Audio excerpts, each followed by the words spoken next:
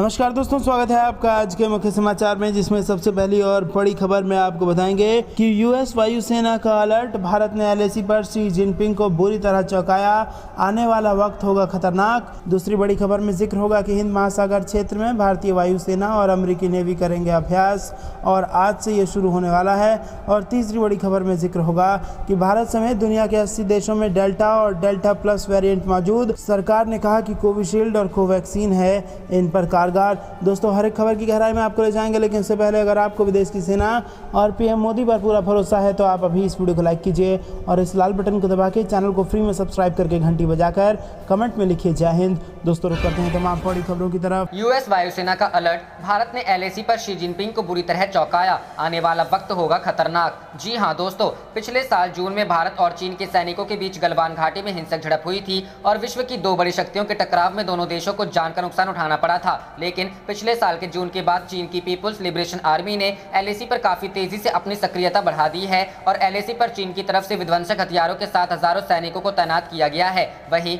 LAC पर अपनी सीमा से चीन लगातार युद्धाभ्यास भी कर रहा है। पिछले साल 15 जून को हुए भारतीय सेना से संघर्ष में पीएलए ने 4 जवानों को मारे जाने की बात कबूली थी और घटना के करीब 9 महीने बाद चीन की सरकार ने अपने सैनिकों को श्रद्धांजलि दी थी। चीन द्वारा अपने सैनिकों को दी गई श्रद्धांजलि कार्यक्रम में चीनी सैनिकों ने कसम खाते हुए प्रतिज्ञा ली थी कि अगर युद्ध आता है तो मैं अपना आखिरी धड़कन को मातृभूमि को समर्पित कर दूंगा और अपनी जान देने से पीछे नहीं हटूंगा। अपने देशभक्ति के उत्साह के बीच चीनी सैनिकों ने वादा किया कि मैं अपने देश का 1 इंच क्षेत्र को खोने के बजाय अपने जीवन का बलिदान देना पसंद करूंगा। इस हफ्ते वॉशिंगटन डीसी में द हेरिटेज फाउंडेशन के एक research fellow James M Smith ने अमेरिकी वायुसेना के आधिकारिक जर्नल में इंडो पैसिफिक अफेयर्स को लेकर एक महत्वपूर्ण आर्टिकल लिखा है, जिसमें उन्होंने लिखा है कि 2013 में चीन में शी जिनपिंग के सत्ता में पूरी तरह अपना अधिकार करने के बाद भारत चीन एलएसी पर काफी तनाव और टकराव बढ़ गया है। उन्होंने लिखा है कि पीएलए लगातार एलएसी पर अपना निर्माण कार्य कर रहा था और अपनी शक्ति बढ़ाने का काम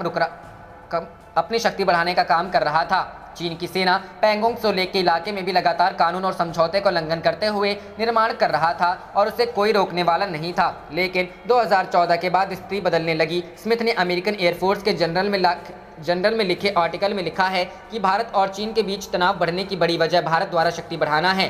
पहले भारत शांत था और चीन लगातार निर्माण कर रहा था, लेकिन बाद में भारत ने तेजी से निर्माण कार्य शुरू कर दिया क्योंकि चीन ने बुनियादी ढांचा बना लिया था। लिहाजा वो नहीं चाहता था कि भारत भी निर्माण कार्य करे और जब बीजिंग भारत के साथ इस मुद्दे पर राजनीतिक समाधान नहीं निकाल पाया तो फिर उसने भारतीय निर्माण रोकने और भारतीय सैनिकों को पीछे करने के लिए सैन्य बल का इस्तेमाल करने का फैसला। रुख करते हैं अगली खबर की तरफ। हिंद महासागर क्षेत्र में भारतीय वायुसेना और अमेरिकी नेवी करेंगी अभ्यास, आज से होगा शुरू। जी हां दोस्तों, भारतीय वायुसेना अगले 2 दिन को हिंद महासागर क्षेत्र में अमेरिकी नेवी के साथ युद्धाभ्यास में शामिल होगी। अमेरिकी aircraft carrier USS Ronald Reagan में ये ऑपरेशनल गतिविधियां होंगी। भारतीय वायुसेना की ओर से मंगलवार को बताया गया है कि मित्र देशों के रक्षा बलों के साथ ये एक रणनीतिक अभ्यास का हिस्सा है। भारतीय वायुसेना की ओर से कहा गया है कि वो 23 और 24 जून को Ronald Reagan carrier strike group के साथ किए जाने वाले एक अभ्यास में अमेरिकी नौसेना के साथ भाग लेगी। ये एक्सरसाइज दक्षिणी वायु कमान के एसओआर से भारतीय वायुसेना के सेना 4 ऑपरेशनल कमांड के तहत ठिकानों से संचालित होगी।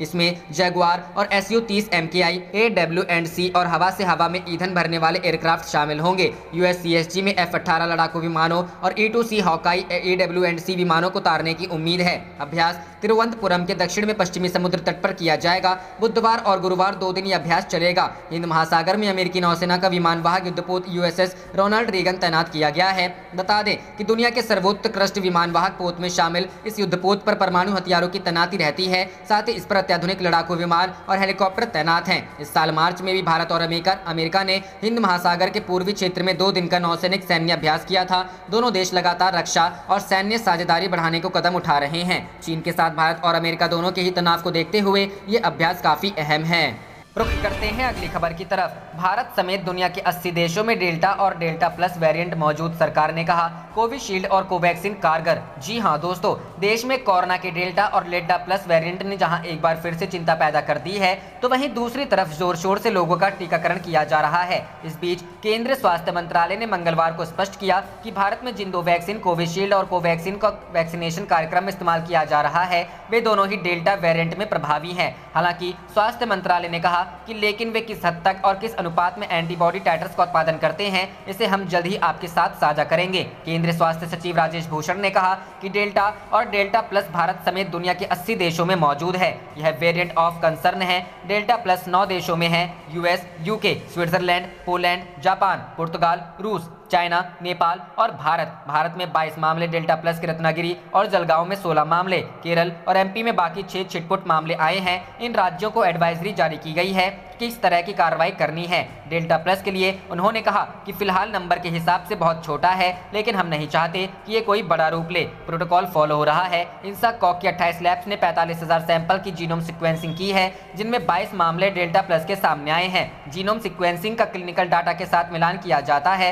इंसाकॉक स्वास्थ्य मंत्रालय को जानकारी देता है, जो राज्यों को समय समय पर राज्य सरकारों को बताता है कि क्या करना है। कोई भी वेरिएंट मास्क को पार नहीं कर। रुख करते हैं अगली खबर की तरफ। सैमसंग ने चीन से नोएडा शिफ्ट की अपनी मैन्युफैक्चरिंग यूनिट। पीयूष गोयल बोले, मेक इन इंडिया को मिलेगी ताकत। जी हां दोस्तों, दुनिया की बड़ी इलेक्ट्रॉनिक्स कंपनियों में से एक सैमसंग ने अपना मोबाइल डिस्प्ले बनाने का यूनिट चीन से नोएडा में शिफ्ट किया है। सैमसंग के प्रतिनिधियों ने इसको लेकर उत्तर प्रदेश के मुख्यमंत्री योगी आदित्यनाथ से मुलाकात भी की है। सैमसंग के इस फैसले को लेकर रेल, वाणिज्य और उद्योग मंत्री पीयूष गोयल ने कहा है कि भाजपा सरकार की बेहतर नीतियों की वजह से उत्तर प्रदेश में ये बड़ी यूनिट आई है। उन्होंने इसे मेक इन इंडिया को ताकत देने वाला बताया है। केंद्रीय मंत्री पीयूष गोयल ने सोमवार को ट्वीट कर लिखा, मेक इन इंडिया के लिए एक और बूस्ट। बेहतर इंडस्ट्रियल वातावरण और निवेशकों के लिए शानदार नीतियों के चलते सैमसंग ने अपनी डिस्प्ले मैन्युफैक्चरिंग यूनिट चीन से यूपी के नोएडा में शिफ्ट की है। सैमसंग के नोएडा में अपनी यूनिट शिफ्ट करने को लेकर यूपी सीएम योगी आदित्यनाथ ने कहा कि ये मेक इन इंडिया कार्यक्रम की सफलता का एक बड़ा उदाहरण है। आदित्यनाथ ने कहा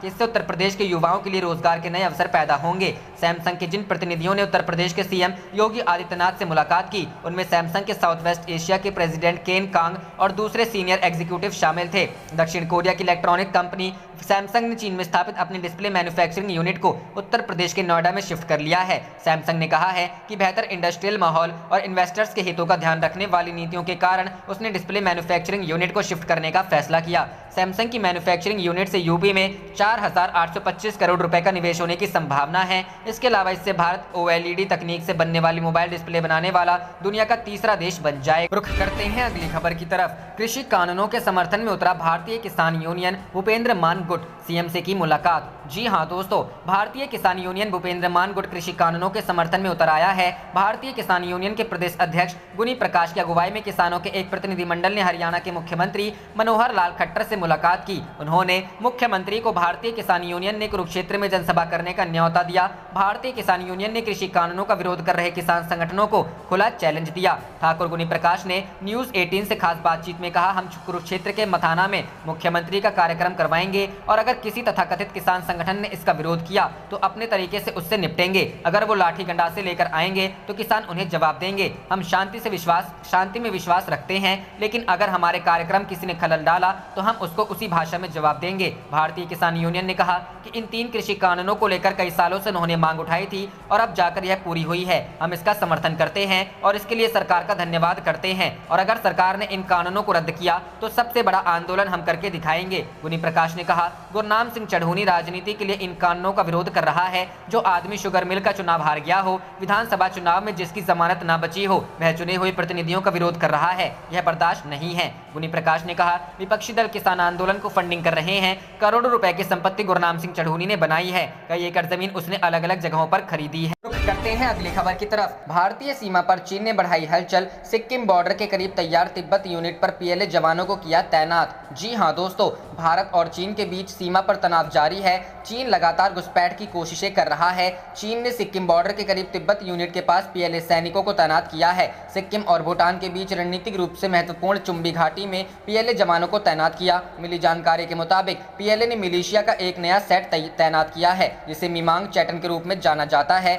MC में तिब्बती युवा शामिल हैं, जिन्हें PLA द्वारा ट्रेंड किया गया।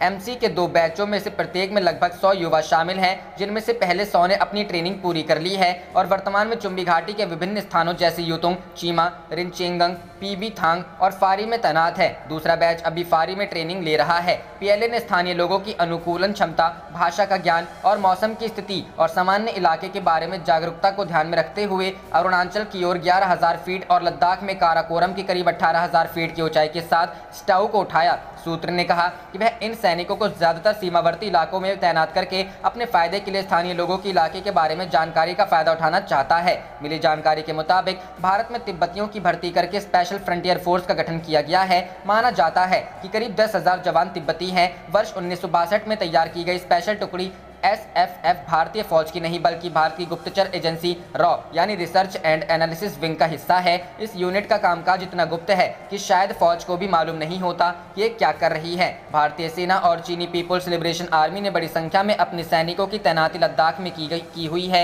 मई महीने में पैंगोंग झील क्षेत्र में हुई झड़प के बाद से दोनों देशों के बीच तनाव जारी है, जिसके परिणाम स्वरूप दोनों देशों ने लद्दाख क्षेत्र में अपने अपने सैनिकों और सुरक्षा बलों की संख्या बढ़ा रखी है। रुख करते हैं अगली खबर की तरफ। LOC पर मुंह की खाएगा पाकिस्तान, गांव के लिए तैयार किया गया नया सुरक्षा कवच। जी हां दोस्तों, जम्मू कश्मीर में नियंत्रण रेखा और अंतर्राष्ट्रीय सीमा के आसपास के क्षेत्रों में रहने वाले लोगों की सुरक्षा के लिए सामुदायिक बंकर का निर्माण किया जा रहा है। कई इलाकों में बंकर बनकर तैयार हो गया है तो कुछ जगहों पर बंकर का निर्माण कार्य जारी है। इन बंकर्स पर पाकिस्तान की गोलीबारी का असर नहीं होगा और गाँव के लोग सुरक्षित रहेंगे। उरी सेक्टर में बन रहे एक बंकर का जायजा लेने पहुंची। जमीन के अंदर बनाए गए कम्युनिटी बंकर में 2 कमरे बने होते हैं और इसके साथ इसमें एक बाथरूम भी होता है। एक बंकर में करीब 150 लोग एक साथ आश्रय ले सकते हैं। बारामूला में कुल 44 बंकर बनाए जाने हैं और उरी सेक्टर में 36 का काम लगभग पूरा हो चुका है और 8 बंकर बनाए जाने बाकी है। सीमा पर शांति के लिए भारत और पाकिस्तान के बीच इस साल फरवरी में नए समझौते के बाद पिछले 3 महीने से जम्मू कश्मीर में संघर्ष विराम के उल्लंघन की कोई बड़ी घटना नहीं हुई है, लेकिन इससे पहले कभी भी गोलीबारी शुरू हो जाती थी। बारामूला के district information officer Mudassar Chaudhary ने बताया कि बारामूला जिले का करीब 10 किलोमीटर इलाका LOC के करीब है।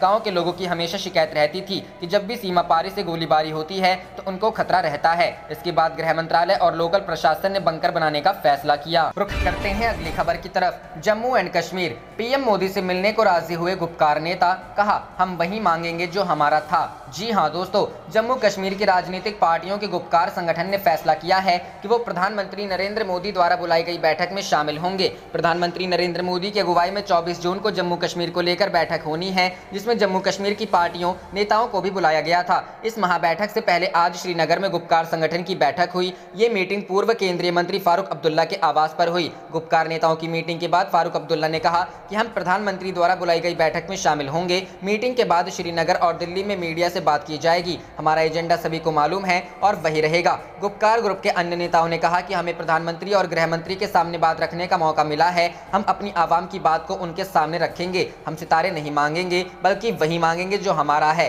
नेताओं का कहना है कि वो किसी कागज पर दस्तखत नहीं करेंगे, ना ही 370 को लेकर कोई समझौता करेंगे। इस दौरान महबूबा मुफ्ती की ओर से अपील की गई कि जो सियासी कैदी हैं उन्हें रिहा किया जाए ताकि विश्वास बहाली हो सके। हालांकि महबूबा ने यह भी कहा कि जम्मू कश्मीर के मसले पर सरकार को सभी से बात करनी चाहिए, पाकिस्तान से भी बात करनी चाहिए। गुपकार संगठन के अंतर्गत जम्मू कश्मीर की कुल 7 राजनीतिक पार्टियां आती हैं। इनमें सबसे अहम और बड़ी पार्टियां नेशनल कॉन्फ्रेंस PDP है। गुपकार संगठन के नेता मुजफ्फर शाह का कहना है कि हम लोग प्रधानमंत्री के न्योते को लेकर चर्चा करेंगे, साथ ही 35A 370 को लेकर भी बात होगी और कोई फैसला किया जाएगा।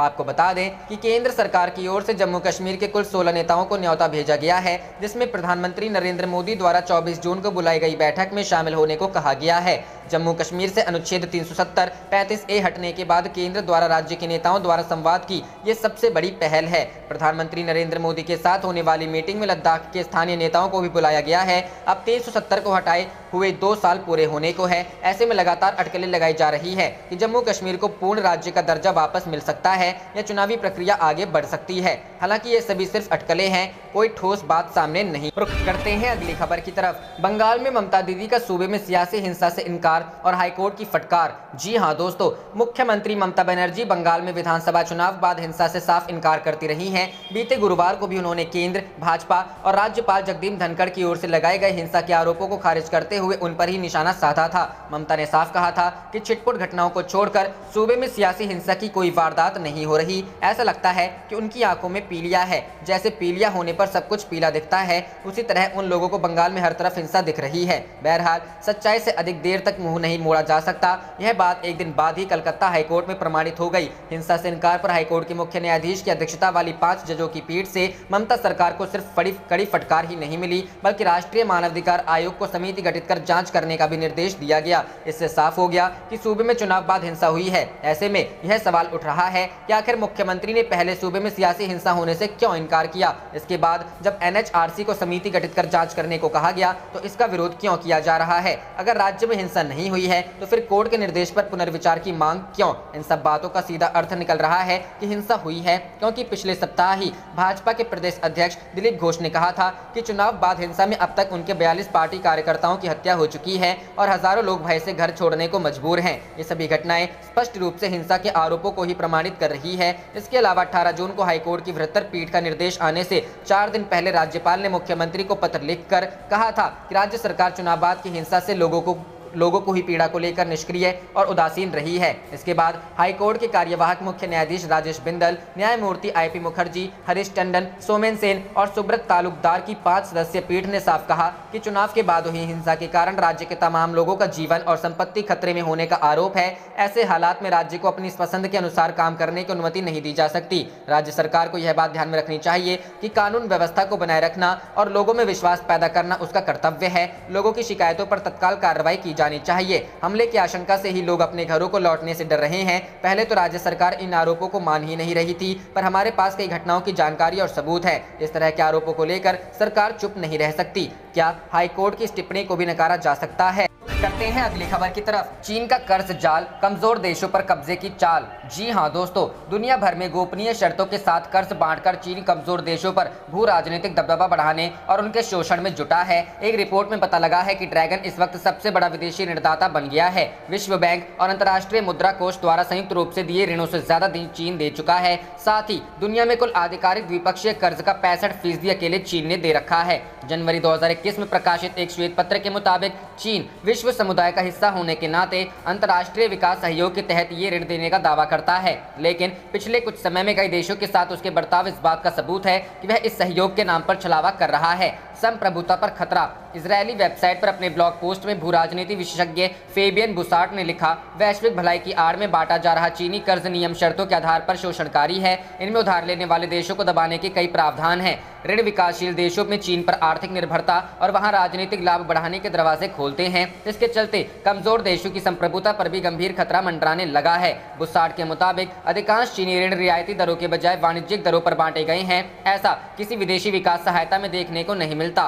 52 देशों के साथ 242 समझौतों का अध्ययन। जर्मनी के कील इंस्टीट्यूट, वॉशिंगटन आधारित centre for global development, aid data व Peterson institute for international economics ने 2000-2020 के बीच 24 विकासशील देशों के साथ हुए 100 चीनी कर्ज समझौतों और 28 देशों के साथ हुए 142 गैर चीनी कर्ज समझौतों का अध्ययन किया था। अध्ययन में पाया गया चीनी कर्ज की शर्तें ज्यादा सख्त है। ड्रैगन ने इन समझौतों में कड़े गोपनीय प्रावधान कर रखे हैं, जिनमें लेनदार को ऋण और उसकी शर्तों तक उजागर करने से रोका गया है। ये शर्तें आर्थिक सहयोग एवं विकास संगठन देशों द्वारा दिए जाने वाली विकास सहायता के उलट है। इसके चलते संबंधित लेनदार पर वास्तविक कर्ज भार का अनुमान लगाने में भी बाधक है। श्रीलंका, लाओस और मालदीव में किया कब्जा डिफॉल्टर होने पर लेनदार देश में उसकी संपत्तियों पर कब्जे की रणनीति। उदाहरण, श्रीलंका का हम्बनटोटा बंदरगाह, लाओस में इलेक्ट्रिक ग्रिड से लेकर तजाकिस्तान में विवादित क्षेत्र और मालदीव के रणनीतिक रूप से अहम द्वीपों पर चीनी कब्जा शामिल। रुख करते हैं अगली खबर की तरफ। इंडिया के खिलाफ चाइना की साजिश, PLA में तिब्बती युवाओं की भर्ती पर जोर। जी हां दोस्तों,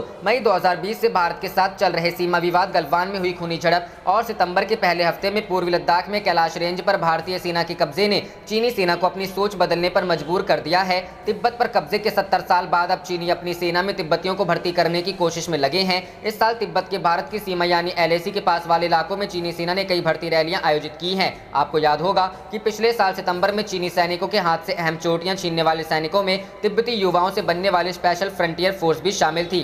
चीनी सेना के अधिकारियों ने फरवरी के तीसरे हफ्ते में लद्दाख की सीमा के सामने न्यायगिरी जिले के रुडोक शहर में तिब्बती युवाओं की पीएलए में भर्ती का कैंप लगाया। इसी के कुछ दिन बाद इस इलाके के जुन्ना में भी तिब्बती युवाओं की भर्ती की गई है। तिब्बत की राजधानी ल्हासा में भी पीएलए ने तिब्बती युवाओं की भर्ती का कैंप लगाया है ताकि बड़ी तादाद में युवाओं को भर्ती किया जा सके। चीनी सरकार की वेबसाइट के मुताबिक इस साल के शुरुआती 3 महीने में ही 3800 तिब्बती युवाओं ने पीएलए में भर्ती के लिए आवेदन किया है। इन युवाओं को पीएलए के अलग अलग ट्रेनिंग कैंप्स में ट्रेनिंग के लिए ले जाया गया है। पीएलए तिब्बती युवाओं को सरहद के पास मौजूद नाकों, बाजारों और भारतीय सीमा के साथ साथ बने मॉडल गाँव में तैनात करने की तैयारी में है। इन युवाओं को एलएसी के पास के गाँव में लोगों पर नजर रखने और जासूसी के लिए भी तैनात किया जाएगा। चीनी सेना तिब्बती युवाओं को अपने साथ शामिल करने के लिए कितनी उतावली है, इसका सबूत इस साल मार्च में बीजिंग में हुई नेशनल पीपुल्स कांग्रेस मिला। इस कॉन्फ्रेंस में मौजूद पीएलए के 294 सैनिकों के दल में खासतौर 3 तिब्बती सैनिकों को शामिल किया गया। पिछले साल भारत के साथ सैन्य तनाव के बाद चीनी सेना ने महसूस किया कि उसके सैनिक भारतीय सेना में शामिल लद्दाखी या तिब्बती सैनिकों के सामने ठहर नहीं पा रहे हैं। चीन के दूरदराज से आए सैनिकों को लद्दाख और तिब्बत के ऊंचे इलाकों में रहने और काम करने में खासी मुश्किल आ रही है, जबकि इस इलाके के रहने वाले लद्दाखी और तिब्बती सैनिकों के लिए ऑपरेशन करना बहुत आसान है। भारत के जिन सैनिकों ने पैंगोंग झील के दक्षिणी किनारे पर 70 किलोमीटर में फैली रणनीतिक रूप से अहम चोटियों पर कब्जा किया, उनमें लद्दाखी और तिब्बती सैनिक भी शामिल थे। पीएलए कई बार कोशिश करने के बाद भी इन चोटियों को भारतीय सैनिकों से छीन। आप देख रहे थे आपका अपना चैनल जय हिंद जय भारत।